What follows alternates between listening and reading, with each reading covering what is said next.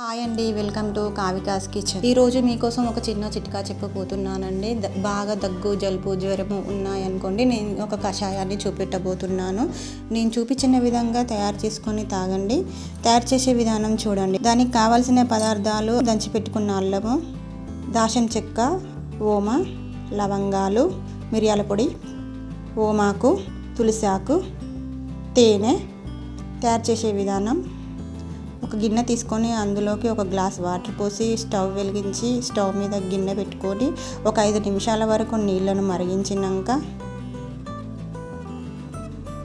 నీళ్ళు మరిగిపోయినాక ఇవి అన్నీ అందులోకి వేసేయడమే.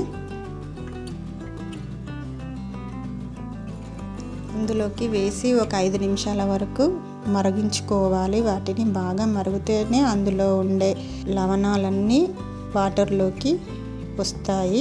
కషాయం అనేది బాగా రెడీ అయిపోతుంది. ఒక 5 నిమిషాల వరకు వాటిని మరగనివ్వాలి. 5 నిమిషాల తర్వాత ఒక గ్లాసులోకి వడబోసుకోవాలి. కొంచెం గోరువెచ్చగా ఉన్నప్పుడే దీన్ని తాగాలండి. అప్పుడైతేనే దగ్గు, జ్వరం అనేది తగ్గిపోయిద్ది. ఒక 1 డేలో తాగే ముందు ఒక టేబుల్ స్పూన్ హనీని యాడ్ చేసుకొని కొంచెం గోరువెచ్చగా ఉన్నప్పుడే తాగండి. ఒక 1 డేలో మాత్రం తప్పకుండా తగ్గిపోయిద్దండి. ఈ చిన్న చిట్కా మాత్రం తప్పకుండా మీరు కూడా ప్రయత్నించండి.